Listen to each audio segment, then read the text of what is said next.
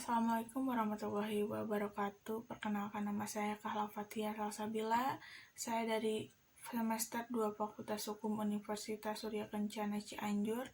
Pada kesempatan kali ini saya akan mereview kembali materi yang telah disampaikan oleh Ibu Profesor Dr. Hajah Heni Nur Aini SHMH dengan asisten dosen Bapak Dr. M. Rendi Aridayandi SHMH pada pertemuan kedua hukum pidana. Hukum pidana terbagi menjadi dua. Yang pertama, hukum pidana material atau hukum pidana objektif atau hukum pidana substantif atau dalam bahasa Inggris criminal acts atau substantif criminal acts, yang artinya keseluruhan peraturan yang memuat larangan atau keseharusan dan bagi yang melanggarnya diancam dengan hukuman pidana. Contohnya dalam KUHP dan beberapa peraturan di luar KUHP. Yang kedua, hukum pidana formal. Hukum pidana subjektif atau hukum pidana adjektif atau dalam bahasa Inggris criminal procedure merupakan keseluruhan peraturan yang memuat hak atau cara-cara negara untuk memberikan pemidanaan terhadap orang-orang yang melakukan perbuatan yang terlarang atau tindak pidana. Hak tersebut dilakukan oleh aparat penegak hukum atau criminal procedure. Contohnya dalam KUHP atau Kitab Undang-Undang Hukum Acara Pidana atau Undang-Undang Nomor 8 1981.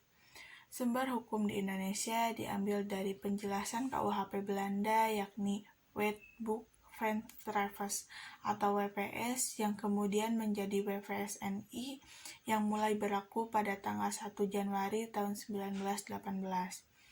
KUHP yang digunakan Indonesia saat ini merupakan warisan dari kolonial Belanda yang pernah menjajah Indonesia.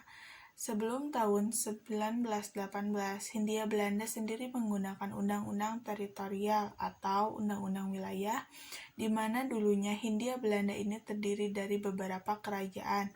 Maka dari itu mereka menggunakan undang-undang wilayah atau undang-undang teritorial. Tidak semua WPS itu sama dengan WVSNI, karena ada beberapa peraturan yang ada di WVS itu tidak ada di WVSNI ataupun sebaliknya, karena WVSNI itu berlaku khusus negara jajahan. WVSNI berisi sebagian besar dari kode penal yang berasal dari Perancis yang isinya pemerintah raja yang bernama Napoleon Bonaparte. Pada masa itu, sumber hukum di Indonesia diadopsi dari kode penal Perancis karena pada waktu itu Perancis datang menjajah Belanda, kemudian Belanda menjajah Hindia Belanda, kemudian Hindia Belanda merdeka menjadi Indonesia, lalu kemudian diubah ketika Indonesia merdeka pada tahun 1945. Menjadi yang pertama Kitab Undang-Undang Hukum Pidana atau KUHP tentang perubahan, yakni Undang-Undang Nomor 1 Tahun 1946. Yang kedua yakni peraturan lain di luar KUHP atau Undang-Undang Tindak Pidana Khusus seperti Undang-Undang Pidana Narkotika dan Undang-Undang Pidana Korupsi, adapun Undang-Undang Pidana Teroris atau Undang-Undang Tindak Pidana Pencucian Uang dan sebagainya. Yang ketiga, memori penjelasan KUHP. Yang keempat, hukum pidana adat. Hukum pidana adat atau hukum pidana tidak tertulis yang berlaku untuk wilayah tertentu. Pada masa kolonial, dasar hukum pidana adat yakni pasal 131 dan didasarkan pada Undang-Undang Nomor 1 Darurat tahun 1951 pasal 5 ayat 3. Dibagi menjadi 3 penduduk. Yang pertama Eropa, yang kedua Timur Asing terbagi menjadi Tionghoa, Cina, dan Jepang, adapun Timur Asing India, Arab, dan Pakistan. Yang ketiga Bumi Putra atau Pribumi. KUHP atau Undang-Undang Nomor 1 Tahun 1946 yaitu hukum material. KUHP atau Undang-Undang Nomor 8 Tahun 1981 yaitu hukum pidana formil. Pembagian KUHP bersifat umum, berlaku untuk seluruh lapangan hukum pidana baik yang terdapat dalam KUHP maupun di luar KUHP. Dalam buku yang pertama, pasal 1 sampai 103, bersifat khusus, kejahatan buku 2, pasal 104 sampai 488. Yang ketiga, pelanggaran dalam buku 3, pasal 489 sampai 569. Berlakunya hukum pidana menurut waktu atau locus temporis didasarkan pada asas legalitas atau principle of legality atau nullum delictum nulla poena sins praepi lege poenali, pasal 1 ayat 1. Tindak yang pertama, tindak pidana harus dirumuskan terlebih dahulu dalam rumusan undang-undang.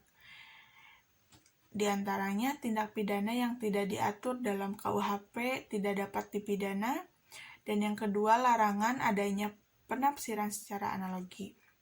Peraturan harus ada sebelum terjadinya tindak pidana. Yang pertama, tidak boleh berlaku surut melihat masa lalu. Yang kedua, menjamin individu dan kesewenang-wenangan penguasa. Yang ketiga, sanksi pidana merupakan paksaan.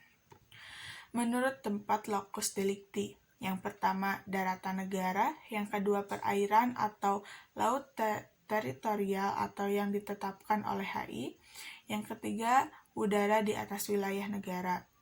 Berdasarkan hal tersebut, berlaku beberapa asas. Yang pertama, asas teritorial pada pasal 2 KUHP. Yang kedua, pasal personal atau nasional aktif dalam pasal 5 KUHP. Yang ketiga, pasal pelindungan atau nasional pasif dalam pasal 4 dan 7. Yang keempat, asas universalitas. Yang kelima, ekstradisi atau penyerahan atau bantuan hukum yang bersifat internasional. Sekian dari saya, mohon maaf bila banyak kesalahan. Wabillahi taufiq wal hidayah. Wassalamualaikum warahmatullahi wabarakatuh.